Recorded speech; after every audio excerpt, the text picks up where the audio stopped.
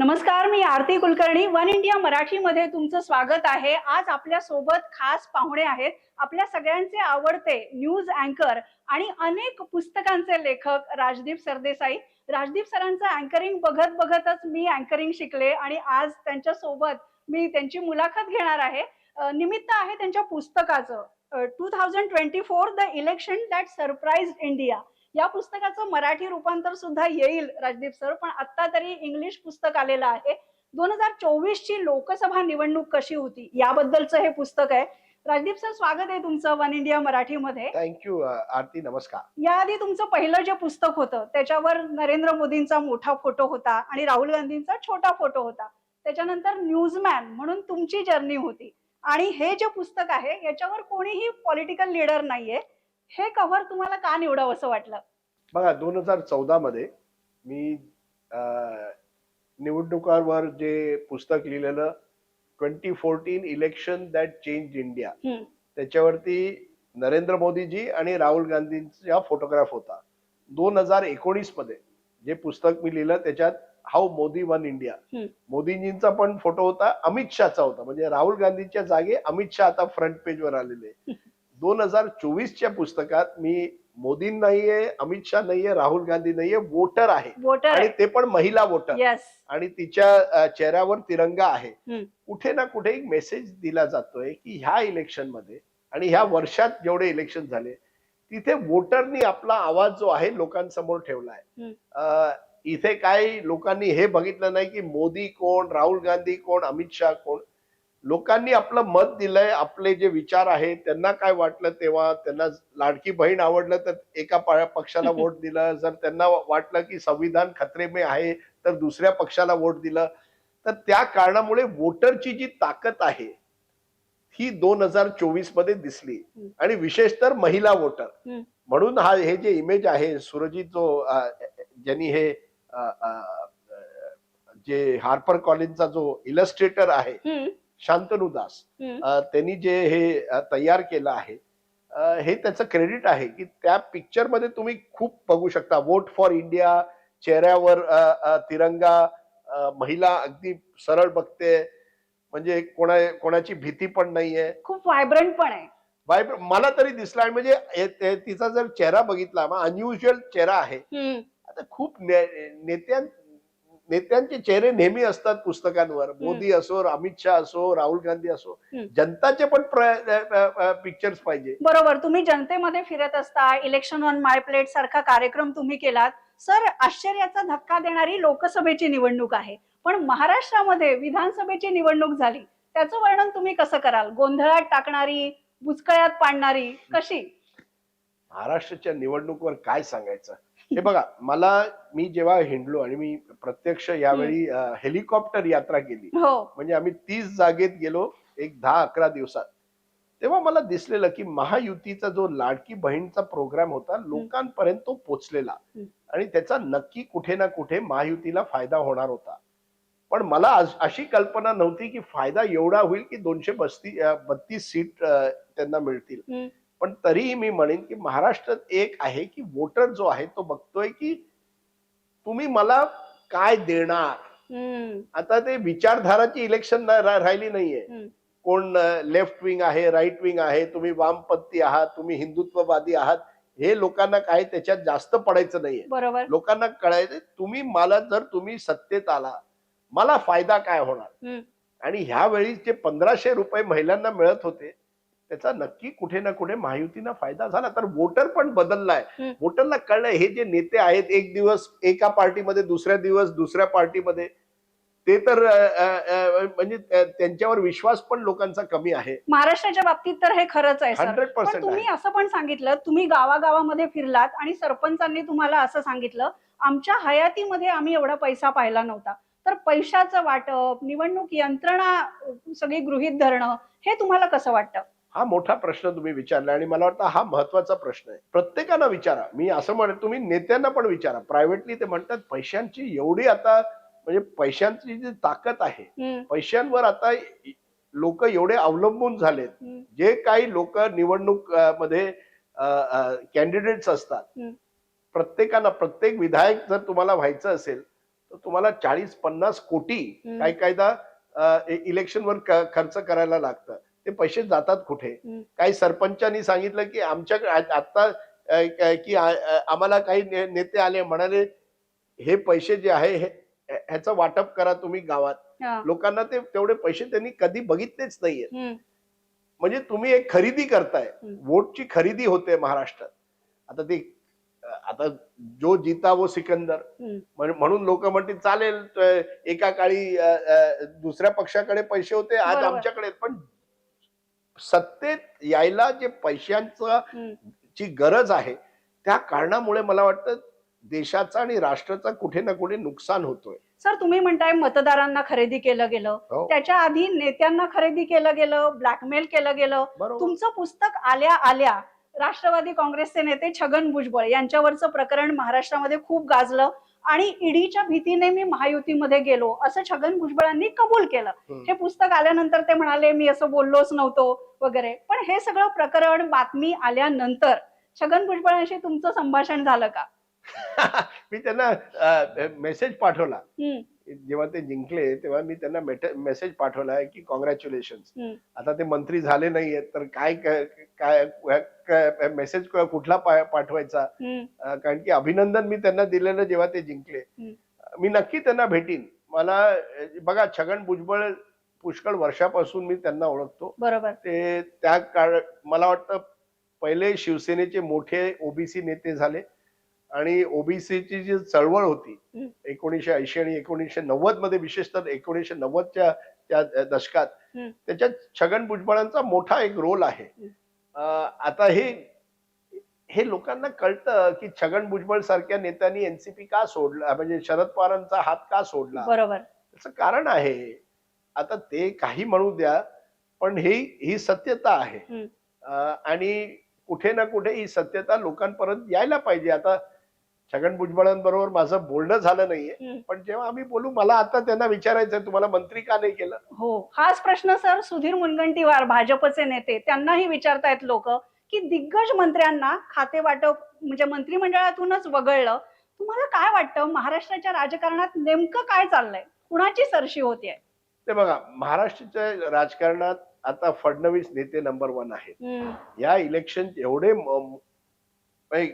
इलेक्शनच्या अगोदर लोक म्हणत होते की एकनाथ शिंदे कदाचित मुख्यमंत्री होतील आणि एकनाथ शिंदेच्या लोकांचं म्हणणं आहे की आम्हाला आश्वासन दिलेलं की आम्हालाच मुख्यमंत्री करणार. म्हणजे जे उद्धव ठाकरेंच्या बाबतीत मातोश्रीवर झालं. अगदी त्यांना सांगितलेलं गेलं तुम्ही जिंकाल तर तुमच्या नावावर आम्ही इलेक्शन लढवतोय, तुम्हीच मुख्यमंत्री व्हाल. ते झालं नाही. शेवटी देवेंद्र फडणवीस झाले.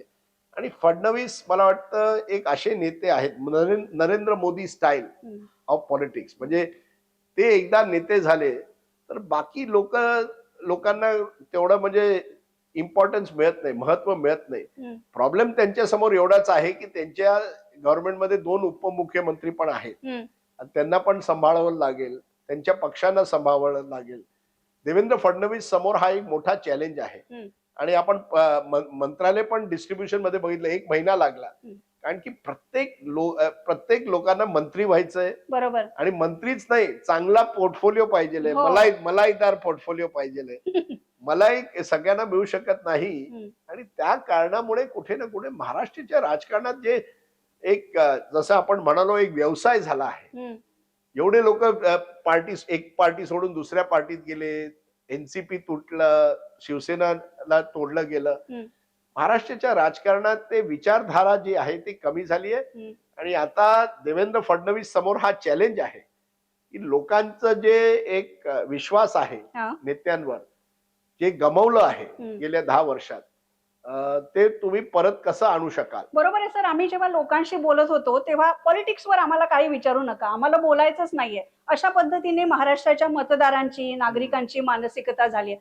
तुम्ही म्हणालात देवेंद्र फडणवीस नंबर 1 नेते बनले, पण याच्या आधी शरद पवार आणि देवेंद्र फडणवीस यांच्यामधली एक टसल गेली अनेक वर्ष सुरू होती. विधानसभा निवडणुकांमुळे कुठेतरी स्कोर सेटल झालाय असं तुम्हाला वाटतं? शरद पवारांच्या राजकारणाबद्दल काय वाटतं? हे बघा, आपण शरद पवारांनी काही तुम्ही फडणवीसच्या समर्थकांना विचारलं ते म्हणतील हे सगळं तर शरद पवारांनीच सुरू केलं. 1978 मध्ये जेव्हा त्यांनी काँग्रेस सोडलं आणि पुलोची सरकार केली त्या युग पासूनच महाराष्ट्राच्या राजकारणात हे सुरू झालं. आयाराम गयारामची ते जे राजकारण आहे. मला वाटतं शरद पवारांनी जे डबल जे मी पुस्तकात लिहिलं आहे, जी गेम खेळली, एक शतरंज म्हणा, काही म्हणा, डबल गेम म्हणा, त्याच्यात ते जिंकले 2019 मध्ये. त्यांनी उद्धव ठाकरेंना मुख्यमंत्री बनवलं. काँग्रेस बरोबर पण काँग्रेस, शिवसेना आणि एनसीपी हे तिघं एकत्र आले. सर्वात जास्त सीट भाजपकडे होते, तरीही त्यांची सरकार झाली नाही. तर कुठे ना कुठे बदल्याची भावना होती की देवेंद्र फडणवीसनी तेव्हाच नक्की केलेलं, एक ना एक दिवस मी शरद पवारांना धडा शिकवणार आहे. आणि ते कुठे ना कुठे त्याच कारणामुळे आपण अशा स्थितीत आलोय आज, जिथे एनसीपी तुटली, शिवसेना तुटली आणि देवेंद्र फडणवीस परत मुख्यमंत्री झालेत. शरद पवारजी आता काय 84 वर्षाचे झालेत. ते अजूनही तेव्हा मी त्यांना इलेक्शनच्या काळात विचारलेलं एक इंटरव्ह्यू मध्ये, तुम्ही रिटायर होणार का? कसा प्रश्न हा. मी रिटायर होणारच नाही.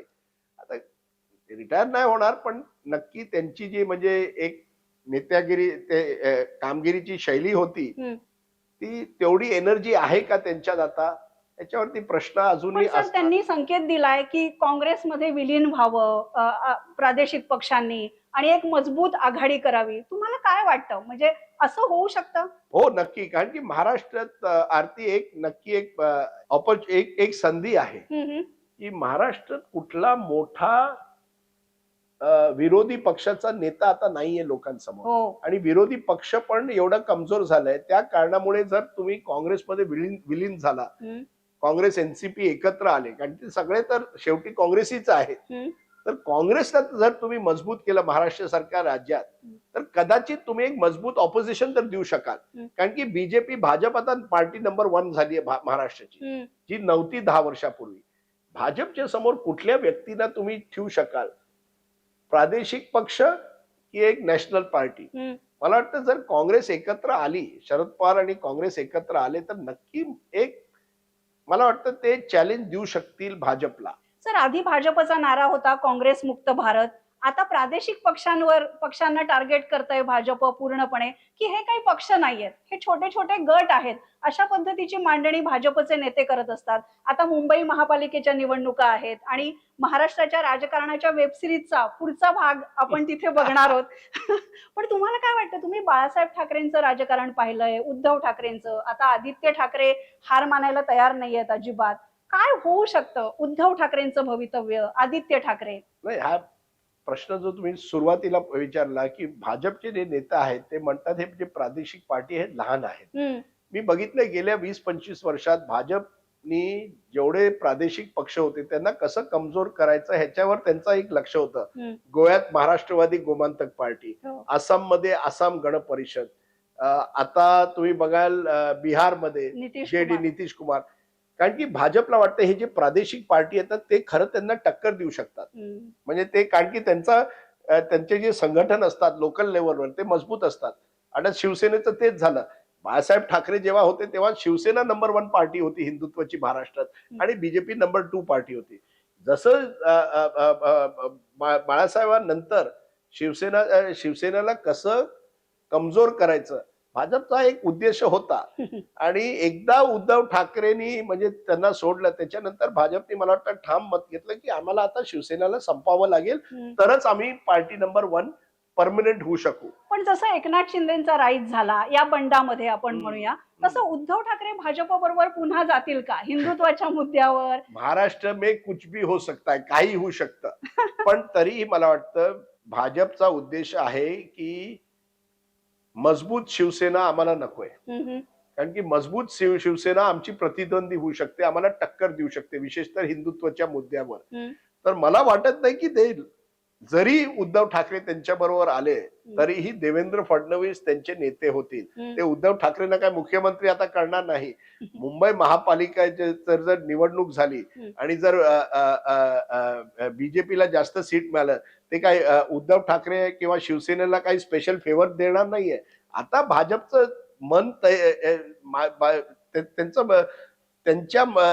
त्यांना वाटतंय, त्यांचा विचार आहे की हे जेवढे लहान प्रादेशिक पक्ष आहेत, लहान मोठे असो, हे आमचे भविष्यात चॅलेंजर होऊ शकतात. मग ते उद्धव ठाकरे असो की आदित्य ठाकरे असो.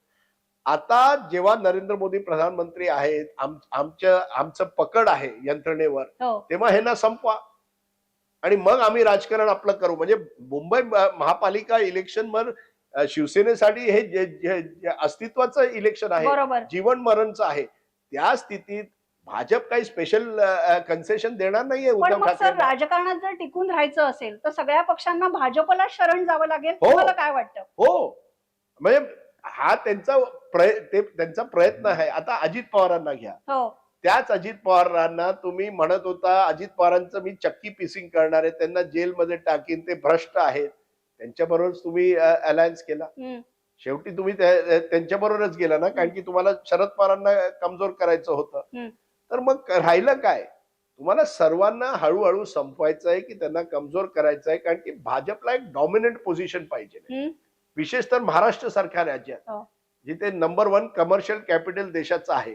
RSSचं हेडक्वार्टर्स आहे. पुढच्या वर्षी RSSचे 100 वर्ष होणार आहेत. म्हणून RSSने पण ह्या इलेक्शन मध्ये पूर्ण प्रयत्न केलेला की फडणवीस च्या नेतृत्वात भाजपची सरकार व्हावी महाराष्ट्रात. तर मला एकूण वाटतं की भाजप आता त्या मूड मध्ये नाहीये की कोणाबरोबर, म्हणजे तुम्ही पार्टनरशिप कराल हो पण नेतृत्व भाजपमध्येच राहणार. मग दुसऱ्या सरेंडर पक्षात व्हायचं राहणार. की नाही ते त्याने ठरवायचं. तुम्ही सगळ्यांना सांगतील ते, तुम्ही सरेंडर व्हा, आमच्या बरोबर या, ईडी तुमच्या घरी येणार नाही. ईडीचं मोठं प्रकरण तुमच्या पुस्तकामध्ये आहे. नरेंद्र मोदींचा प्रवास तुम्ही अगदी 2000 सालापासून त्याच्या आधीपासून बघितलेला आहे. आता नरेंद्र मोदी 3.0 म्हणजे एनडीएचं सरकार, नरेंद्र मोदींचा प्रवास तुम्हाला कसा वाटतो? हे बघा, नरेंद्र मोदी एक असे नेते आहेत, 50 वर्ष राजकारणात आहेत. 50 वर्ष एक मोठा not a joke. It is not a joke. आणि त्या कारणामुळे आपण असं कधी म्हणू शकत नाही की नरेंद्र मोदी हे जे नेते आहेत ते रिटायर होतील. असे नेते रिटायर होत नाही. शरद पवार सारखे आहेत ते नेते, नेक्स्ट इलेक्शन जरी आणि नरेंद्र मोदी मध्ये ते एक, तुम्ही त्यांच्या विचारधारा तुम्हाला पटत नाही पटत, ते वेगळी गोष्ट. पण ते नेतागिरी कसं करायचं हे त्यांना कळलंय. कोणाला आपल्या बरोबर घ्यायचं, कधी घ्यायचं, कोणाला कुठे फेकायचं, साम दाम दंड भेदची जे राजकारण आहे त्यांना त्याच्यात ते PhD मिळाली आहे त्यांना. कम्युनिकेशन आणि साम दाम दंड भेदच्या राजकारणात अशा व्यक्तींना तुम्ही कमजोर करणं सोपं नाहीये. आणि लोकांचं एवढं पाठबळ त्यांच्या मागे आहे असं तुम्हाला वाटतं का? बघा, लोकांचं किती पाठबळ आहे ते अजूनपर्यंत 100% मी म्हणू शकत नाही. नरेंद्र मोदी 2014 आणि 19 मध्ये नक्की नेते, अजूनही ते देशाचे नेते नंबर 1 आहेत. पण माझं म्हणणं आहे की 2014 आणि 19च्या मध्ये ते अमिताभ बच्चन सारखे होते. म्हणजे एका काळी अमिताभ बच्चन बॉलिवूडमध्ये नंबर 1 to 10 लोक म्हणायचे, आणि त्याच्यानंतर दुसरा हिरो कोण. बरोबर. आता तसं नाहीये. असं 2024च्या इलेक्शन नंतर लोकांना कळलंय, जर तुम्ही प्रयत्न केला तर तुम्ही त्या भाजपला हरू पण शकता. नरेंद्र मोदीच्या नावावर फक्त भाजप आता जिंकू शकत नाही. नरेंद्र मोदी हे जे इलेक्शन महाराष्ट्रात जिंकले किंवा हरियाणात, ते नरेंद्र मोदीच्या नावावर जिंकले नाही, पार्टीच्या मशीनवर जिंकले. आता भाजपची जी मशीन आहे, RSSची मशीन आहे, संघ परिवारची जी मशीन आहे, त्यांचा जो दम आहे त्याच्यावरती तुम्ही जिंकला आहे. दुसरं, तुमच्या पुस्तकामध्ये अमित शहाचं एक वाक्य मला फार कॅची वाटलं की आयुष्य आणि राजकारण याच्यामध्ये काहीही गृहीत धरता येत नाही. तुम्हाला अमित शहाच्या एकूण राजकारणाबद्दल काय वाटतं? आता त्यांची पूर्ण पकड देशावर आहे का? हे बघा, नरेंद्र मोदी आणि अमित शहा जोडी नंबर 1 आहेत, असं मी पुस्तकात लिहितो. अमित शहा काही अशी गोष्ट करू शकतात जे कदाचित नरेंद्र मोदींना करायचं नाहीये. म्हणजे हे जे मायक्रो मॅनेजमेंट आहे, कोणाला पाळायचं, कोणाला तिकीट द्यायची, हे जे सगळे लहान कामं असतात पार्टीत, ते सगळं अमित शहा करतात.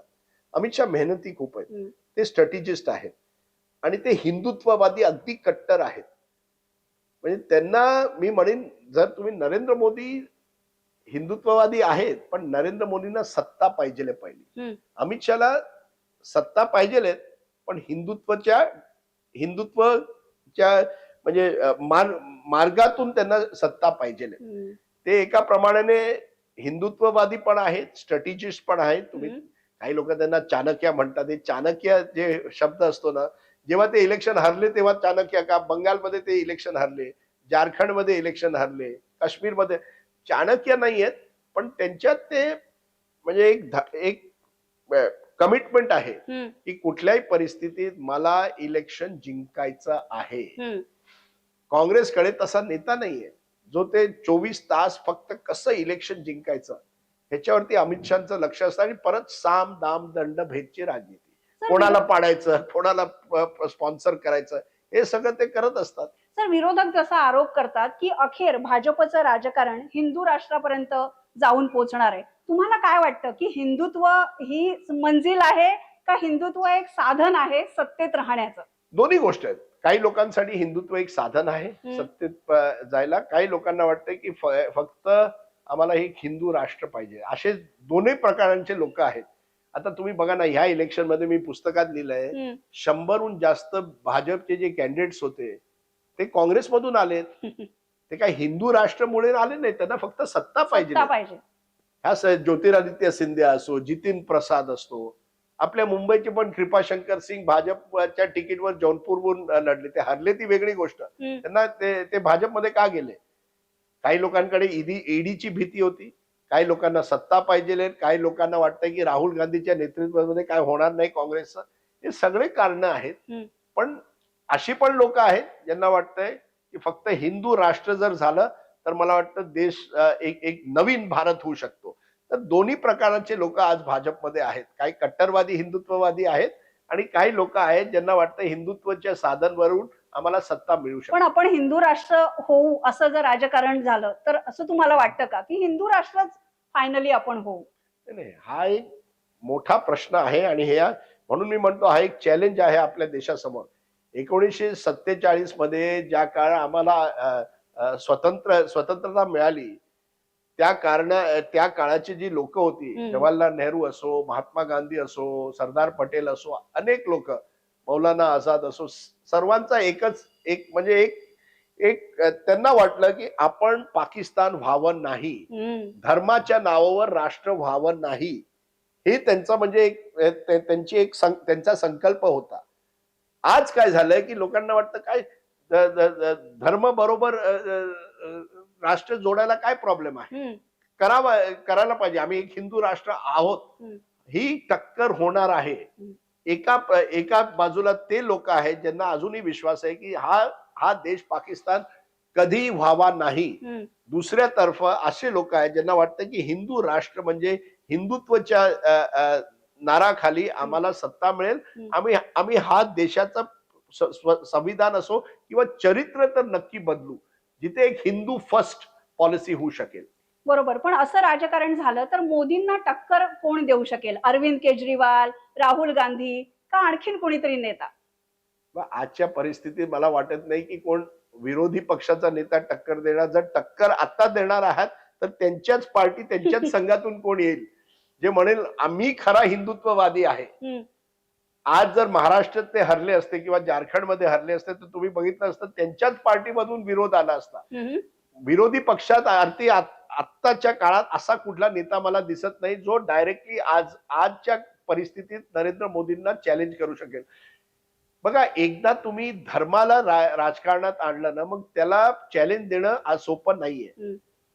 ते होईल, पण आज कुठला तसा नेता दिसत नाही किंवा कुठलं संघटन दिसत नाही माझ्या. पण त्यांच्याच पक्षातली नावं घ्यायची झाली तर देवेंद्र फडणवीस की योगी आदित्यनाथ? हे बघा, देवेंद्र फडणवीस त्याच दिशेत जातात ते मला दिसतंय जे नरेंद्र मोदी 2007 नंतर गेले, विकास पुरुष तेव्हा झाले. आता देवेंद्र फडणवीस तुम्ही बघा आता 5 वर्षात तसंच प्रयत्न करतील की मी महाराष्ट्राचा विकास पुरुष आहे, माझं एक महाराष्ट्र मॉडेल आहे आणि ते महाराष्ट्र मॉडेल नॅशनल लेवलवर कसं घेऊन जायचं हा त्यांचा प्रयत्न राहणार. योगी आदित्यनाथ पण प्रयत्न करतील. 80 सीट आहेत युपी मध्ये आणि ते अजूनही युपीचे मुख्यमंत्री आहेत गेल्या 8 वर्षापासून. आणि हिंदुत्ववादी म्हणजे एक चेहरा जर कोण असेल तर तो योगी आदित्यनाथ आहे. नक्की कुठे ना कुठे एक बॅटल होणार आहे ह्याच्यासाठी की कोण नरेंद्र मोदी नंतर कोण. तुम्ही अमित शहाचं पण नाव विसरला, तेही ह्याच्यात असतील.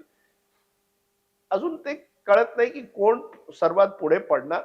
पण खरी जी फाईट एकदा होणार आहे कुठे ना कुठे एक 5-10 वर्षात की भाजप कुठल्या दिशेत जाणार आहे. पूर्णपणे हिंदू राष्ट्र की कॉम्प्रोमाइज करून एक कोअलिशन पॉलिटिक्स, हे दोन्ही पॉसिबिलिटीज आहेत. बरोबर.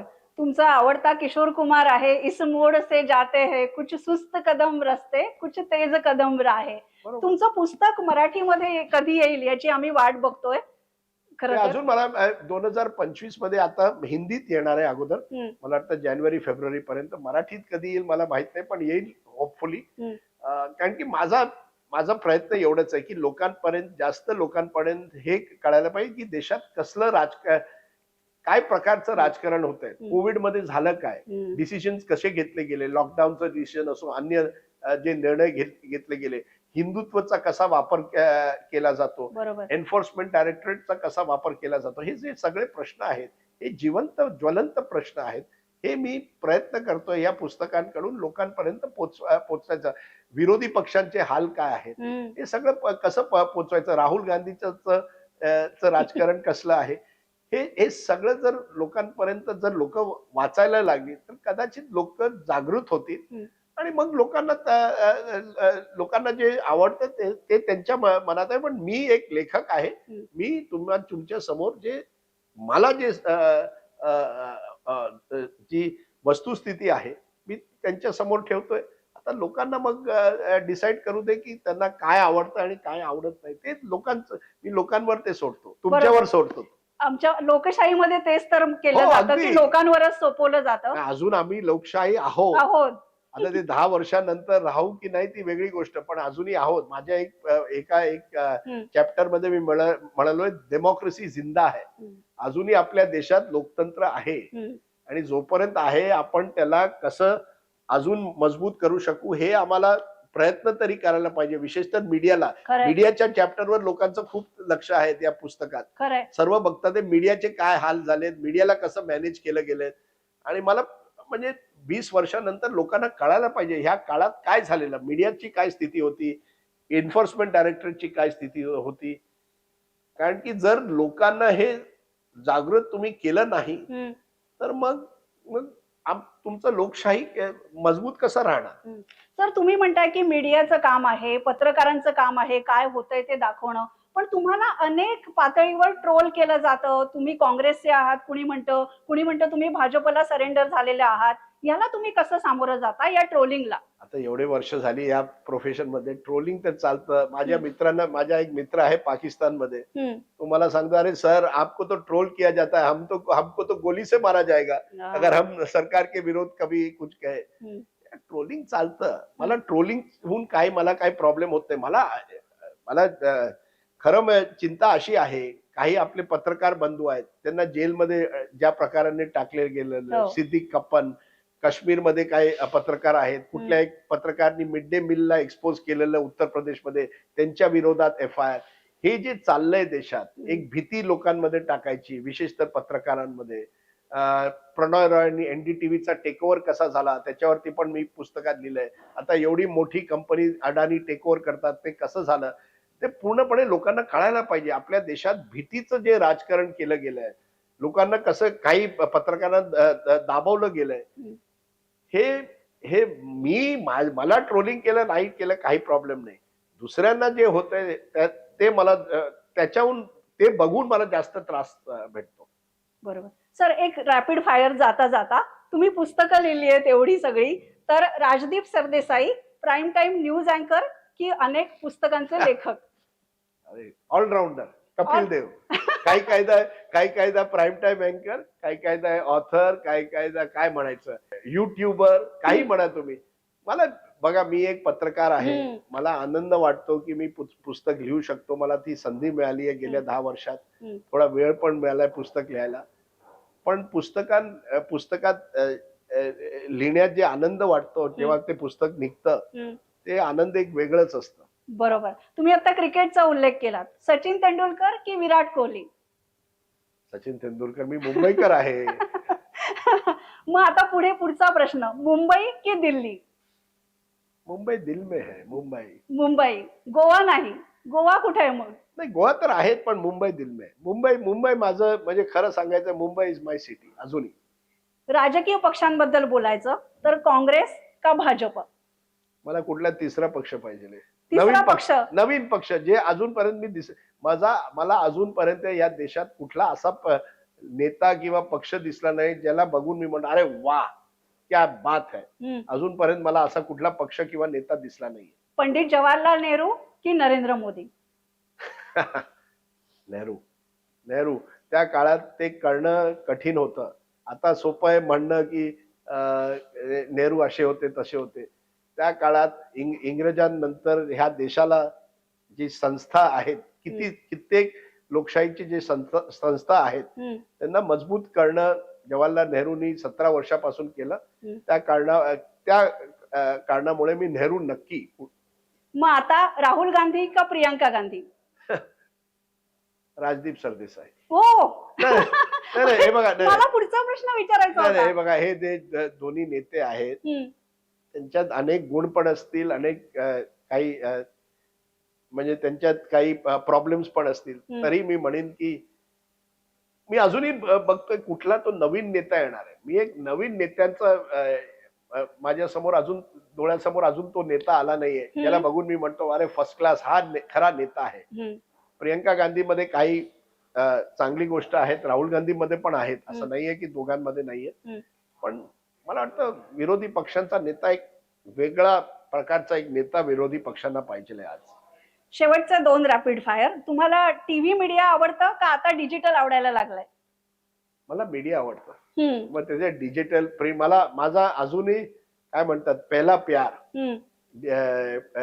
हे प्रिंट मीडिया आहे.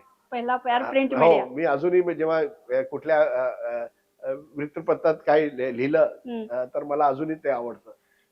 तुम्हाला मी सोशल मीडियावर फॉलो करते, सगळेच जण करतात आणि इलेक्शन माय प्लेट करता करता तुम्ही कधी रेल्वे प्लॅटफॉर्मवर बसता, कधी ट्रेन मधून जाताना गाणं गुणगुणता, कधी अगदी गावकऱ्यांशी मोकळा संवाद साधता. तुम्हाला आत्ता तुमच्या आयुष्याच्या या टप्प्यावर क्रिकेटर म्हणून, जर्नलिस्ट म्हणून, लॉचा स्टुडंट म्हणून तुम्ही आता कुठल्या वळणावर आहात आणि किशोर कुमारच्या भाषेत सांगायचं तर कोणतं गाणं? मी आता 5 महिन्यात मला वाटतं किती माझा 60वा वर्ष सुरू झालाय. 5 महिन्यात मी 60वा वर्ष कंप्लीट करणार. जिंदगी के सफर में गुजर जाते हैं वो मकाम वो फिर नहीं आते. नाही तर दुसरं गाणं मुसाफिर हूँ यारो ना घर है ना ठिकाणा. आता काय बघा मला माहित नाही की नेक्स्ट इयर काय होणार कधी काय होणार. पण मी अजूनही एक मीडिया म्हणजे माझं पत्रकारित मी मीडिया पण प्रश्न हा शब्द मला आवडत नाही. पत्रकार जर्नलिझम मला अजून एक प्रेम आहे पत्रकारितेवर. आणि जेव्हा तुम्ही 35 वर्ष प्रेम केलंय तर ते मग सोपं नाही त्याला सोडायचं. एकूण पूर्णपणे कधी सोडणार नाही. पण बघू आता 1-2 वर्षात कुठे लाईफ कुठे घेऊन जाते मला काहीच म्हणजे मी थोडा रिलॅक्स्ड आहे आजकाल. मी इंडिया आणि ऑस्ट्रेलियामध्ये कोण जिंकणार ह्याच्यावरती मला जास्त चिंता आहे. हो तुमचं तिकडे लक्ष असतंच आणि तुम्ही यावेळी जास्त आहे. पण एकदा इलेक्शन आले तर निवडणुकांवर पण होणार. तुम्ही म्हणताय लाईफ तुम्हाला कुठे घेऊन जाणार? जिथे स्टोरी आहे तिथे तुम्हाला लाईफ घेऊन जाणार. अगदी बरोबर. आणि तुम्ही जिथे जाणार तिथे आम्ही असणार, तुम्हाला फॉलो करणार, तुमचं लेखन वाचणार, तुमचं न्यूज अँकरिंग सुद्धा बघणार. Thank you so much One India मराठीशी बोलल्याबद्दल sir. Aarti thank you so much. आणि तुमच्याकडून नेहमीप्रमाणे खूप शिकायला मिळालं. Thank you Aarti. Thank you so much.